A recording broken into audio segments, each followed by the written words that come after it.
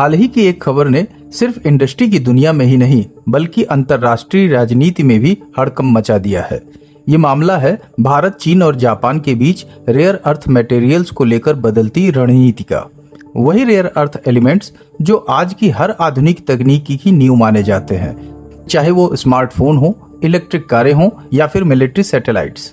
और ये बदलाव सिर्फ एशिया तक सीमित नहीं रहने वाला, इसका असर पूरी दुनिया की अर्थव्यवस्था पर पड़ने वाला है और भारत भी इससे अछूता नहीं रहेगा। अगर आप टेक्नोलॉजी, मैन्युफैक्चरिंग या ग्लोबल पॉलिटिक्स में थोड़ा सा इंटरेस्ट रखते हैं तो यकीन मानिए आज का ये विषय आपके लिए बेहद दिलचस्प और जरूरी है। आपने शायद सुना होगा कि भारत ने हाल ही में जापान को रेयर अर्थ मटेरियल्स के निर्यात पर रोक लगाने का फैसला लिया है। अब देखने में यह फैसला एक सामान्य ट्रेड पॉलिसी लग सकती है, लेकिन असलियत में इससे कहीं ज्यादा गहरी और रणनीतिक है। ये अचानक लिया गया फैसला नहीं है, इसके पीछे छुपी है कई सालों की तैयारी, वैज्ञानिक चुनौतियां, वैश्विक दबाव और भारत की एक बहुत साफ रणनीति की दुनिया में अपनी जगह मजबूत करने की। भारत ने ऐसा क्यों किया? जापान को रोककर भारत क्या संदेश देना चाहता है और इस पूरे खेल में चीन की क्या भूमिका है, ये समझना बेहद जरूरी है, क्योंकि आने वाले समय में ये मुद्दा सिर्फ बिजनेस का नहीं बल्कि देश की सुरक्षा, आत्मनिर्भरता और वैश्विक पावर बैलेंस से भी जुड़ने वाला है।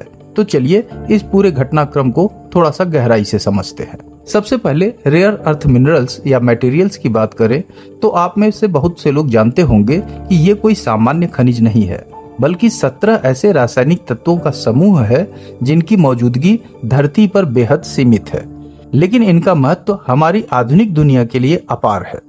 नियोडीमियम, प्रोसियोडीमियम जैसे कई तत्व जिनके नाम आपको शायद किताबों या खबरों में पढ़ने को मिले होंगे, लेकिन असल में इसका असर आपकी रोजमर्रा की जिंदगी में हर जगह है। अगर आज आपके पास स्मार्टफोन है, लैपटॉप है या फिर आप इलेक्ट्रिक कार या हाई फाई ऑडियो डिवाइसेस इस्तेमाल करते हैं तो उनके भीतर कहीं न कहीं ये रेयर अर्थ एलिमेंट्स जरूर हैं। खास तौर पर नियोडीमियम, ये वो तत्व है जिससे बेहद शक्तिशाली और छोटे आकार के मैग्नेट बनते हैं। यही मैग्नेट आज की electric Motors, hard disk, speakers और दर्जनों हाईटेक इंडस्ट्रीज की लाइफलाइन है। अब सवाल है, भारत और जापान के बीच ऐसा क्या हुआ है जो ये मुद्दा बन गया है? तो दरअसल भारत के पास रेयर अर्थ का विशाल भंडार है जो तकरीबन 7 मिलियन टन के आसपास है और इस तरह से भारत दुनिया में तीसरे स्थान पर आता है। लेकिन भारत की समस्या यह रही है कि हमारे पास खनिजों को कच्चे रूप में निकालने के बाद प्रोसेसिंग और वैल्यू एडिशन की तकनीकी और औद्योगिक क्षमता काफी सीमित रही है। इस वजह से भारत वर्षों से अपने रेयर अर्थ, खासतौर पर नियोडीमियम को बिना प्रोसेस किए जापान को निर्यात करता रहा है। जापान वहां अपनी एडवांस टेक्नोलॉजी से इनकी प्रोसेसिंग करता है और उनसे मैग्नेट बनाता है और फिर वही प्रोडक्ट भारत समेत पूरी दुनिया में बेचता है। ये सिलसिला 2012 के एक सरकारी समझौते के बाद और तेज हुआ जब भारत की सरकारी कंपनी IREL यानी इंडियन रेयर अर्थ्स लिमिटेड को जापान की कंपनियों के लिए रेयर अर्थ निकालने का और भेजने का जिम्मा मिला। जापान की ऑटोमोबाइल और इलेक्ट्रॉनिक्स इंडस्ट्रीज को इससे बड़ा सहारा मिला क्योंकि चीन पर से इनकी निर्भरता कम हो गई। लेकिन पिछले कुछ सालों में वैश्विक हालात बहुत तेजी से बदले हैं। चीन, जो दुनिया का सबसे बड़ा रेयर अर्थ उत्पादक और प्रोसेसर है, उसने इनकी सप्लाई को लेकर सख्त पाबंदियां लगानी शुरू कर दी हैं। खास तौर पर अमेरिका और उनके सहयोगी देशों के लिए रेयर अर्थ और उनसे बने मैग्नेट्स का एक्सपोर्ट चीन ने मुश्किल कर दिया है। चीन की इस नीति का सीधा असर भारत की इंडस्ट्री पर भी पड़ा क्योंकि भारत की ऑटोमोबाइल, इलेक्ट्रॉनिक्स और डिफेंस कंपनियां भी चीन के इसी सप्लाई चेन पर निर्भर हैं। अब भारत के सामने दोहरी चुनौतियां हैं। एक तरफ चीन की मोनोपोली और उसकी पाबंदियां और दूसरी तरफ जापान को कच्चा माल देकर खुद वैल्यू एडिशन से वंचित रहना। यही वो मोड़ था जब भारत ने अपनी नीति में बड़ा बदलाव किया। अब भारत ने जापान को साफ कह दिया है कि कच्चा रेयर अर्थ अब सीधे निर्यात नहीं होगा। अगर जापान को भारतीय रेयर अर्थ चाहिए तो उसे भारत में ही प्रोसेसिंग यूनिट लगानी होगी और साथ ही भारतीय कंपनियों के साथ साझेदारी भी करनी होगी ताकि तकनीकी और वैल्यू एडिशन भारत में ही हो। इस फैसले के पीछे केवल आर्थिक सोच नहीं है बल्कि रणनीतिक और दीर्घकालिक दृष्टि भी है। भारत समझ चुका है कि आने वाले समय में electric vehicles, green energy, defence या फिर रोबोटिक्स जैसी इंडस्ट्रीज का भविष्य रेयर अर्थ पर टिका है। अगर भारत कच्चा माल ही बेचता रहेगा तो वह सप्लाई चेन में एक कमजोर कड़ी बना रहेगा। इसलिए भारत ने नेशनल क्रिटिकल मिनरल्स मिशन उठाए हैं, जिनमें माइनिंग से लेकर प्रोसेसिंग और मैन्युफैक्चरिंग तक की पूरी वैल्यू चेन को देश में ही विकसित करने का लक्ष्य है। विशाखापट्टनम में IREL का नया रेयर अर्थ मैग्नेट प्लांट इसी दिशा में एक बड़ा कदम है। आने वाले 2-3 साल में भारत की प्रोसेसिंग क्षमता बढ़ेगी, जिससे न सिर्फ घरेलू इंडस्ट्री को सस्ता और भरोसेमंद कच्चा माल मिलेगा, बल्कि भारत वैश्विक सप्लाई चेन में भी अपनी मजबूत जगह बना पाएगा। अब आप सोच रहे होंगे कि इस फैसले का असर क्या होगा, तो जरा सोचिए, अगर कल को चीन सप्लाई रोक दे तो भारत की ऑटोमोबाइल इंडस्ट्री, इलेक्ट्रॉनिक्स मैन्युफैक्चरिंग या फिर विंड एनर्जी और डिफेंस प्रोजेक्ट्स सब रुक सकते हैं। इस समय भारत हर साल सैकड़ों करोड़ रुपए के नियोडीमियम मैग्नेट्स और रेयर अर्थ कंपोनेंट्स विदेशों से इंपोर्ट करता है, जिसमें से 80% से ज्यादा चीन से आता है। ऐसे में निर्भरता न सिर्फ आर्थिक मजबूती बल्कि रणनीतिक सुरक्षा का भी सवाल है। वहीं जापान के लिए भी ये एक चेतावनी है। जापान के पास खुद के रेयर अर्थ भंडार नहीं है, वो भारत जैसे देशों पर निर्भर है। अब अगर जापान को अपनी इंडस्ट्री को सुचारू रूप से चलाना है तो उसे भारत के साथ तकनीकी साझेदारी तो करनी ही होगी। यहाँ पर एक और दिलचस्प और जरूरी बात यह है कि रेयर अर्थ का भंडार का होना और उन्हें प्रोसेस कर पाना दोनों अलग अलग बातें हैं। भारत के पास भंडार है, लेकिन एडवांस प्रोसेसिंग टेक्नोलॉजी और अनुभव अभी भी सीमित है। चीन ने अपनी तकनीकी को दुनिया से छिपा कर रखा है, किसी को भी रेयर अर्थ प्रोसेसिंग मशीनरी या नॉलेज ट्रांसफर नहीं करता है। अब यही वजह है कि भारत जापान और अन्य देशों को भारत में निवेश और तकनीकी लाने के लिए लगातार आमंत्रित कर रहा है। सरकार ने प्राइवेट सेक्टर को भी रेयर अर्थ वैल्यू चेन में जोड़ने के लिए इंसेंटिव और सब्सिडी स्कीम्स शुरू की है। माइनिंग के लिए प्रोसेसिंग और मैग्नेट मैन्युफैक्चरिंग तक अब भारतीय कंपनियों को आगे बढ़ने का बेहतरीन मौका मिल रहा है। इस पूरी कहानी का सबसे बड़ा संदेश ये है कि रेयर अर्थ अब सिर्फ खनिज नहीं बल्कि रणनीतिक हथियार बन चुके हैं। जिस देश के पास इनकी सप्लाई चेन का नियंत्रण है, वही आने वाले समय में टेक्नोलॉजी, डिफेंस और इंडस्ट्री में निर्णायक भूमिका निभाएगा। अब बात करते हैं इस पूरी स्थिति में भारत की लागत और उत्पादन क्षमता कैसे बदल सकती है। देखिए, जब रेयर अर्थ की सप्लाई सीमित हो जाती है तो बाजार में इनकी उपलब्धता घट जाती है और कीमतें बढ़ जाती हैं। अगर आपको कच्चा माल किसी तीसरे देश से मंगवाना पड़े तो ट्रांसपोर्ट, टैक्स, इंपोर्ट ड्यूटी जैसी लागतें और बढ़ जाती हैं। चीन के मुकाबले बाकी देशों से रेयर अर्थ खरीदना महंगा पड़ सकता है, क्योंकि उनकी उत्पादन लागत ज्यादा है। वहीं अगर कच्चा माल समय पर नहीं मिला तो प्रोडक्शन लाइन रुक सकती है या फिर धीमी हो सकती है। इससे ऑर्डर पूरा करने में दिक्कत आ सकती है और साथ ही डिलीवरी टाइम भी बढ़ सकता है, जिससे ग्राहकों को और भी ज्यादा इंतजार करना पड़ सकता है।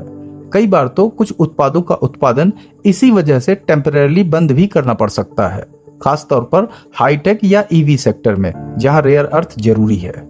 अब भारत ने समय रहते ही समझ लिया है कि अगर वह सिर्फ कच्चा माल बेचता रहेगा तो सप्लाई चेन में हमेशा कमजोर रहेगा। भारत की कोशिश है कि वो खुद को रेयर अर्थ वैल्यू चेन में ऊपर लाए, तकनीकी में निवेश करे, घरेलू जरूरतें पूरी करे और वैश्विक बाजार में अपनी हिस्सेदारी बढ़ाए। आने वाले सालों में जब भारत में ही रेयर अर्थ प्रोसेसिंग और मैग्नेट मैन्युफैक्चरिंग बड़े पैमाने पर शुरू होगी तो न सिर्फ हमारी इंडस्ट्री को मजबूती मिलेगी, बल्कि भारत ग्लोबल सप्लाई चेन में भी विश्वसनीय और ताकतवर खिलाड़ी बनकर उभरेगा। वहीं अगर ऐसा चलता रहा तो लंबी अवधि में जैसे जैसे भारत अपनी प्रोसेसिंग और मैन्युफैक्चरिंग क्षमता विकसित करेगा, लागत धीरे धीरे कम हो सकती है और उत्पादन क्षमता फिर से स्थिर हो सकती है।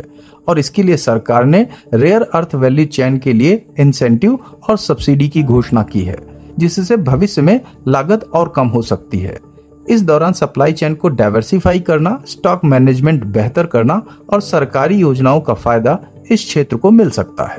अब जब भारत अपनी रेयर अर्थ नीति को लागू कर रहा है तो माइनिंग, प्रोसेसिंग और मैन्युफैक्चरिंग जैसे क्षेत्रों में रोजगार के कई नए अवसर उभर रहे हैं। अब रेयर अर्थ से बनने वाले मैग्नेट, मोटर, इलेक्ट्रॉनिक पार्ट्स, बैटरियां, ऐसे ही और भी उत्पादों के लिए भारत में निवेश कर रही हैं। IREL जैसी कंपनियां और निजी कंपनियां रेयर अर्थ के माइनिंग और प्रोसेसिंग के लिए नए प्लांट्स और ज्यादा यूनिट्स लगा रहे हैं। इससे मशीन ऑपरेटर, इलेक्ट्रिकल और मैकेनिकल इंजीनियर्स के साथ साथ टेक्निकल और नॉन टेक्निकल पदों पर भी नौकरियां बढ़ेंगी। अगर बात करें इससे संबंधित और भी बिजनेस की, जैसे कि पैकेजिंग, लॉजिस्टिक और वेयर हाउसिंग, तो इन क्षेत्रों में भी रोजगार के अवसर तो बढ़ेंगे ही। वहीं इस नई तकनीक को विकसित करने, प्रोसेसिंग को बेहतर बनाने और पर्यावरण के अनुकूल जैसे माइनिंग और रिसाइकलिंग के लिए रिसर्च और डेवलपमेंट में भी एक्सपर्ट्स की मांग बढ़ेगी। इस पूरी प्रक्रिया का फायदा ये है कि भारत अब रेयर अर्थ जैसे महत्वपूर्ण खनिजों के लिए चीन या किसी देश पर निर्भर नहीं रहेगा। अभी तक भारत के पास भंडार तो है, लेकिन प्रोसेसिंग और वैल्यू एडिशन की तकनीकी कम थी, जिससे हमें कच्चा माल विदेश भेजना पड़ता था और वही सामान हमें महंगे दामों पर वापस खरीदना पड़ता था। अब सरकार घरेलू प्रोसेसिंग, मैन्युफैक्चरिंग और रिसाइकलिंग को बढ़ावा दे रही है, जिससे आने वाले वर्षों में भारत में ही रेयर अर्थ से बने उत्पाद बनने लगेंगे। अब बात कर लेते हैं भारत में रेयर अर्थ सेक्टर को लेकर स्टार्टअप्स की दुनिया की, जो अभी शुरुआती दौर में है और अभी इनमें बहुत तेजी से संभावनाएं और नए इनिशिएटिव्स अभी उभर रहे हैं। जैसे जैसे चीन की सप्लाई बाधित हो रही है और सरकार घरेलू प्रोसेसिंग, मैन्युफैक्चरिंग और वैल्यू एडिशन को बढ़ावा दे रही है, वैसे वैसे भारतीय स्टार्टअप्स के लिए नए रास्ते खुल रहे हैं। सबसे पहले रेयर अर्थ सेक्टर में स्टार्टअप्स के लिए सबसे बड़ा मौका प्रोसेसिंग टेक्नोलॉजी और इनोवेशन में है। भारत के पास भंडार तो है, लेकिन प्रोसेसिंग और रिफाइनिंग की तकनीकी अभी भी सीमित है। ऐसे में जो startups processing machinery, chemical extraction और पर्यावरण के अनुकूल माइनिंग या रिसाइकलिंग टेक्नोलॉजी पर काम कर रहे हैं, उन्हें सरकार की इंसेंटिव स्कीम्स और इंडस्ट्री पार्टनरशिप का सीधा फायदा मिल सकता है। और अगर बात करें रिसाइकलिंग और सर्कुलर इकोनॉमी की, जैसे पुराने इलेक्ट्रॉनिक डिवाइसेस या ई वेस्ट बैटरियों से रेयर अर्थ निकालने की तकनीक पर, तो अभी कई स्टार्टअप्स इस पर भी काम कर रहे हैं।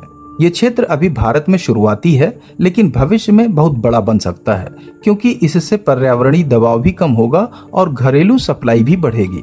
सरकार ने हाल ही में रेयर अर्थ वैल्यू चेन के लिए इंसेंटिव और सब्सिडी स्कीम्स का ऐलान किया है, जिससे स्टार्टअप्स को फंडिंग, टेक्निकल सपोर्ट और सरकारी खरीद में प्राथमिकता के साथ साथ इंडस्ट्री पार्टनरशिप का भी मौका मिलेगा।